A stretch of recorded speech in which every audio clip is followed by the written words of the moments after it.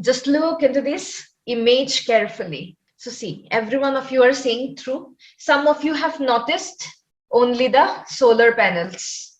Yes, apart from the solar panels, all this, are you also noticing this? The windmills, the wind farms, that means in this image, there is combination of the solar panels along with the wind farms or the windmills. So together, we call them as hybrid power projects. Yes, it's very, very important from the context of renewable energy, hybrid power project. So what is hybrid power project? Where both solar power panels and wind farms, they are operating together. Now this hybrid power project recently was in news. I hope every one of you know about the crisis in Sri Lanka. Every one of have gone through this news.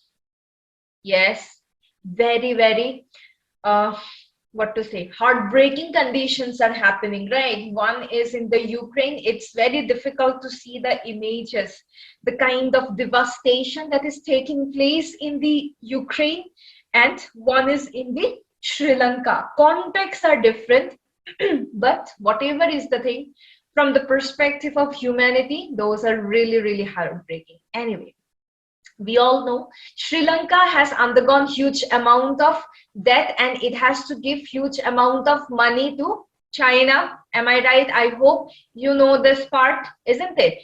So based on that, what India has done, India has given some kind of assistance. They have said that, see, we will help you, we will give you some of the hybrid power project by which you can replace your Chinese projects, right? If you replace your Chinese projects, isn't it? In this way, you can understand that India is, of course, trying to help Sri Lanka. And if you look it from the context of Chennai, from Stalin, yes, anyone from Tamil Nadu, I think there are lots and lots of people from Tamil Nadu, right? So yes, your chief minister Stalin is trying to help the Tamils, the Sri Lanka, the people, the inhabitants of Sri Lanka as well, right? So India is really trying hard to save that country. Of course, here, India, of course, one thing we need to remember, although we are trying to assist them, we are trying to give them support,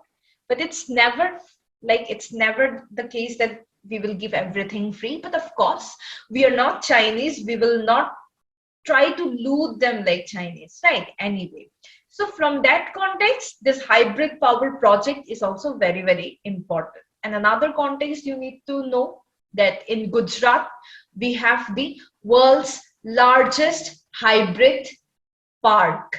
Yes, world's largest hybrid park in Gujarat. Anyway, coming back, so I hope you have understood the meaning of the hybrid power project. Yes, the main advantage of this hybrid power project is that there is less fluctuation of energy, less fluctuation of energy. Can you think of how less fluctuation of energy if we install hybrid power projects? Solar panels, they can perform in a very good manner if there is sunlight, right? That means during the daytime. During the night times, there will be no use of the solar panel. But during the night time, comparatively, as the sun sets, what happens? Some wind, some breeze we can experience. So during the night time, the windmills can undergo its operation. This is one context.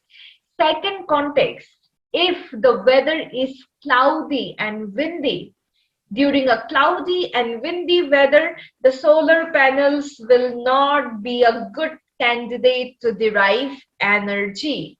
On the other hand, as wind is blowing, the windmills can be operational. So if the operation if the operation of the solar panel is going down, the operation of windmill will go up.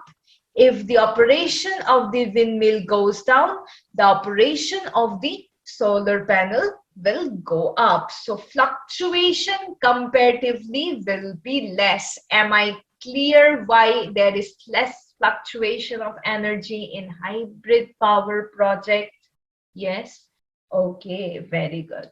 So from these contexts, you need to remember. And of course, renewable energy is very, very important. Recently, I think you all have seen in the news, not much day earlier, we had targets, isn't it? By the year 2022, our target for the production of solar energy was how much? 100 gigawatt of solar energy, production of solar energy. We had target. Do you remember? So now there was a news that India has very less chance of achieving this target. India might fail in achieving this target. So from that perspective as well, we need to focus more on solar energy or renewable energy. Okay. And apart from that, if you remember about COP26, isn't it? In COP26, we have taken pledges. We have taken pledges of decreasing the carbon emission. So if we decrease the carbon emission, that means we will have to increase our sources of renewable energy. We have our NDC, nationally determined contribution by 2030 of 500 gigawatt of renewable energy. This is another very important context. Hybrid power projects from the perspective of India, Sri Lanka. But it's not every time that they will ask you always about hybrid power project. Yes, they may directly ask you from windmills. They may directly ask you something about solar panels, or even if not those all this, they may directly ask you from the bioenergy context as well. So please read the energy chapter in a detailed manner. Okay.